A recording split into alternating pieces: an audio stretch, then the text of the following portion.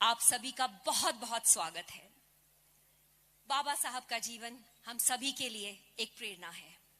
बाबा साहब का सपना था एक ऐसा समाज जहां सबको बराबरी का हक मिले। दिल्ली सरकार ने अच्छे स्कूल और अस्पताल बनाकर, मुफ्त बिजली और पानी देकर अपने हर काम से बाबा साहब के सपनों को पूरा करने की पूरी कोशिश की है।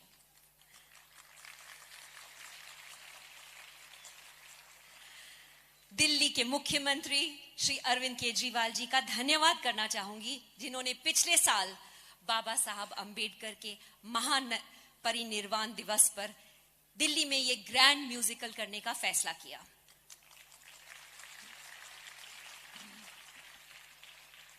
कोविड के चलते हमें इस प्रोग्राम को पोस्टपोन करना पड़ा, पर आज हमें इस शो को सभी दिल्ली वालों के सामने लाने का मौका फिर से मिला।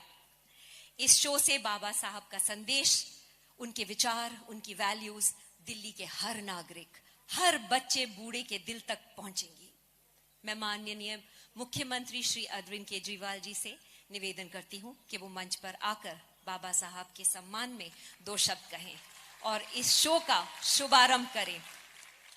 मुझे बेहद खुशी है कि आज बाबा साहब अंबेडकर के जीवन पे ये शो शुरू होने जा रहा है दिल्ली के अंदर।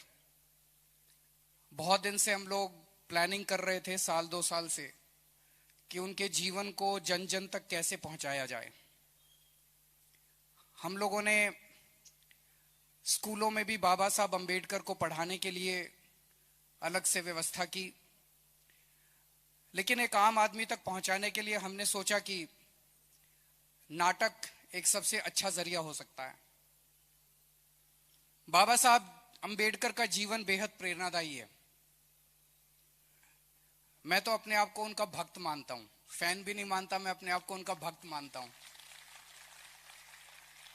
क्योंकि जितना उनके जीवन को पढ़ते हैं उतना ही यकीन नहीं होता कि ऐसा आदमी कभी पैदा हुआ था।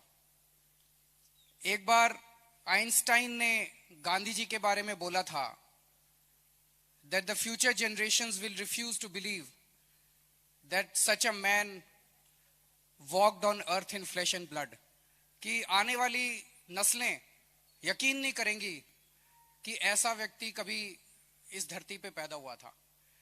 आइंस्टाइन ने ये गांधी जी के बारे में कहा था, लेकिन मुझे लगता है ये बाबा साहब अंबेडकर पे पूरी तरह से फिट होता है।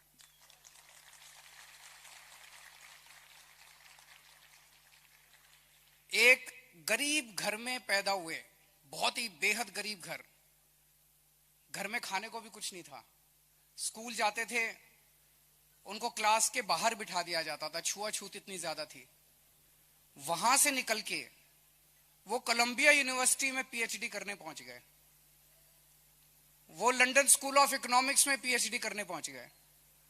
मैं सोच रहा था आज के टाइम पे 100 साल के बाद भी हमारे बच्चों को लंदन स्कूल ऑफ इकोनॉमिक्स और कोलंबिया यूनिवर्सिटी जाने में नानी याद आ जाती है, किसको एडमिशन मिलता है। और आज तो इंटरनेट का जमाना है। उन दिनों में सोच के देखो, 1914-15 के आसपास जब वो कोलंबिया यूनिवर्सिटी गए थे, पहली बात तो उनको कोलंबिया यूनिवर्सिटी का नाम ही किसने बताया, फॉर्म कहां से लिया, अप्लाई कैसे किया। मैं तो ये सोच के दंग रह जाता हूं कि उस व्यक्ति ने जो अपनी जिंदगी में हासिल किया और फिर आने के बाद जो संघर्ष उन्होंने किया दलितों के लिए, गरीबों के लिए, समाज की बराबरी के लिए, वो बेहद अद्भुत है। और अंत में उन्होंने फिर देश का संविधान लिखा। उनके जीवन से एक ही संदेश मिलता है, अगर आप पूरी लगन से लग जाओ तो nothing is impossible in this world. सब कुछ मिल सकता है, सब कुछ हो सकता है। आप मेरा भाषण सुनने नहीं आए, आप प्ले देखने के लिए आए। आपको सबको मैं पूरी उम्मीद करता हूं कि आपको प्ले बहुत पसंद आएगा। बहुत बहुत शुक्रिया।